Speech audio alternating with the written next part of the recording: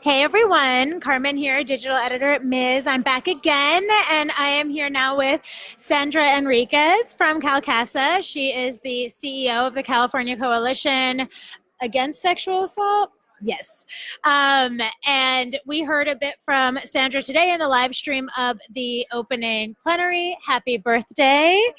And I guess I am very curious about the conference theme, Bold Moves, Ending Sexual Violence in One Generation. And you sort of asked the question today that I wanted to ask of you, which is, what is it going to take to end sexual violence? And I was, when I was talking to Tarana Burke just now, I was sort of saying that, I came up in this movement around Slut Walk and this rise in the movement to end campus sexual violence. And those things were presented by the media as the turning point, the sea change.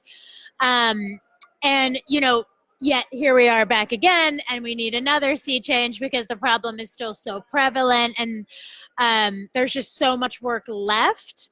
And so I'm curious, when you were putting this conference together, what pieces of this puzzle did you sort of know that you wanted to bring to the table? What are the solutions that you've seen in your work that you're excited to highlight?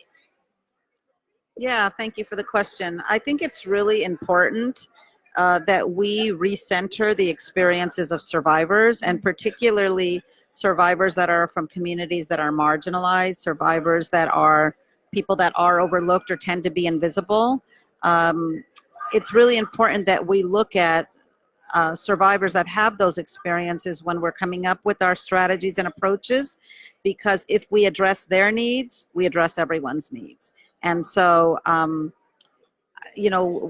talked about it this morning, but one of the things is that we really believe that we need to take an approach that it is intersectional, so that we're not just looking at the sexual assault or even the prevention of sexual assault, but that we're looking at all of the other things that compound together to impact survivors' lives. So issues like the inequities, issues like oppression, issues like immigration, poverty, substance abuse, homelessness, concerns, for the LGBTQ community. We need to be looking at all of those things and look at survivors as whole people if we really want to address their needs and if we really want to prevent sexual violence from occurring. And I'm curious too, you're coming to the table as a leader in this movement, and also, as a woman of color. And so often one of the obstacles and the challenges that we have across the feminist movement, but in this movement to end violence, is making sure that when we lift up survivor voices, we also lift up, a diverse multitude of survivor voices representing different experiences. I'm just sort of curious as to how your personal experiences and your identity shapes your approach to the work. That's a great question, and absolutely that my identity as a Latina woman who immigrated to this country definitely shapes the lens by which I do this work. And you will notice at this conference that we are really amplifying the voices and experiences of communities of color, of young people, and because I feel like in order to kind of create a level playing field, we really have to amplify those voices that we often don't get to hear from. It's many communities that I've mentioned already whose voices are not at the table, whose experiences are not being considered as we go ahead and create solutions and strategies, to address their communities. And so it's really my commitment that we do that we use the platform that we have, a national platform, to amplify their voice to the table, and hopefully create a lot of allies, help to create allies once they see and get a better picture of how this is playing out in those communities. I'm really hoping that people will feel inspired to really join in and partner with the different communities that we're highlighting here. Awesome. And, I was actually recently at the National Associations for Commissions on Women conference happening out in Los Angeles proper. And I was really intrigued in all of these different ways that California and Los Angeles specifically, but really statewide, California is such a leader on issues of sexual violence, and we've been able to implement so many policies about sexual harassment or, sexual violence that we aren't seeing motion nationwide on some of those. And I'm curious, in your work, what have you seen in California that is working that you think, what are some of the solutions that have had an impact here that you think we could be scaling out and fighting for nationally? And how do you think we would go about doing that? Well, I think a couple of really important things. There are many things that are happening in California, but a couple that I'd like to talk about are really things that are happening within a couple of industries. So, for example, we've become aware through the documentary Rape on the Night Shift about the prevalence of sexual harassment, abuse, all kinds of sexual assault within the janitorial industry. So these women are working in isolated places, and people know, and they are targeted for sexual abuse. And so they have taken it upon themselves to really create the solutions within their own industry, because they understand them better than any of us. So implementing laws, requirements, rules, and regulations for the industry, and trying to create a culture shift. And so we've passed some laws, and those are about to take effect, and really are seeing the women janitors being looked at as the experts to that situation. So I think that's one really great and important effort. The other thing is that, I know a lot of times it's hard, and we don't want to talk about people who cause sexual harm. But California has really been a leader in looking at that area, because we know that many times folks that cause sexual harm, they belong to communities, they belong to families, and a lot of times after maybe a sentencing or doing time, they are going to come back into the community.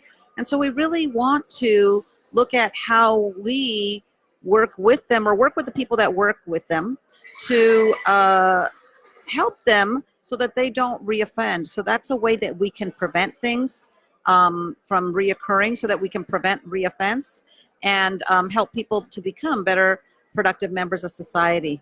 So I think those are really a couple of things that California is doing, really looking at exploring what are some alternative strategies to holding people accountable, right?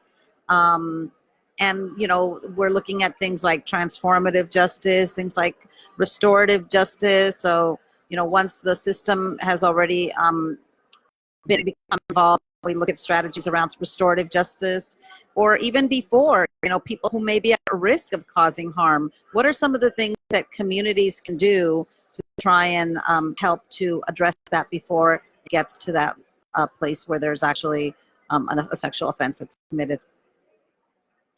Awesome.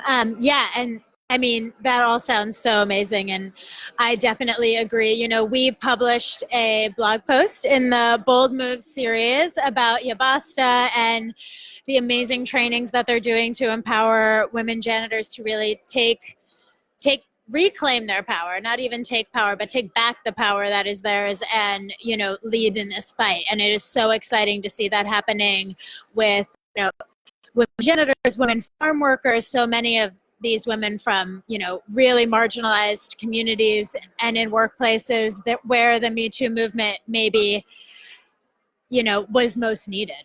And so, like, on the conference note, I'm curious, what are you most excited about this year's National Sexual Assault Conference? I was here, not in Anaheim, but in California 5 years ago. I was the keynote speaker, which is totally ridiculous. And it is so great to be back. This is such an amazing convening, and, it's happening here this year, and it's such a pivotal moment for this movement. So I'm curious, when you were putting it together, what were some of the things you knew you wanted to include, and what are you most excited, came to fruition today? I know when you're planning a conference, there's like 1,000 things on the wish list, and then you're like, that one thing actually happened. So yeah, what are you looking forward to the most? Yeah.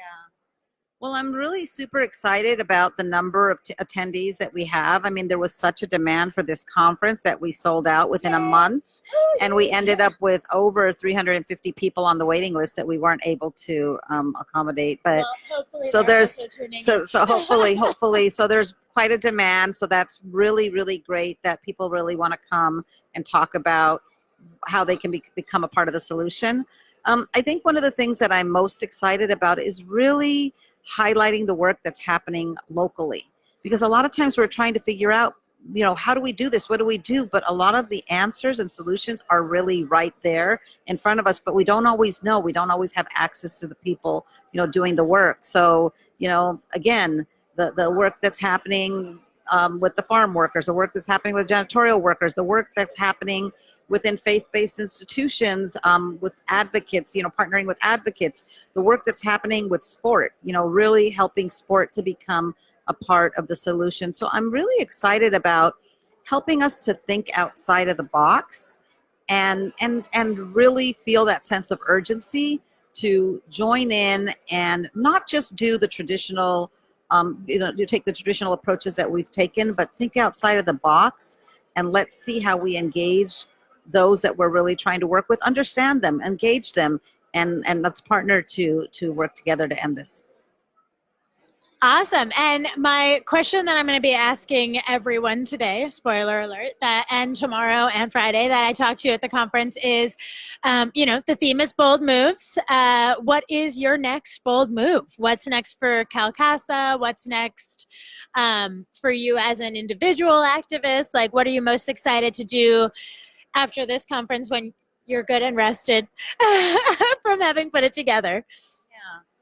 I think our next bold move is to really see how we, CalCasa has a great platform, but I'd really love for us to be a part of helping folks really understand how to implement and how to carry these things out. How do we find the partnerships? How do we create them? How do we work together to actually do the work? And so I'm really interested in us continuing to create those linkages and bridges for folks, because a lot of times we've learned that people just don't know what to do. They want to do something, they don't know what, they don't know how. And I think that the theme that we have and the topics that we're talking about are so critical that I'm really excited about us helping others to continue to do that and helping bring together those partnerships.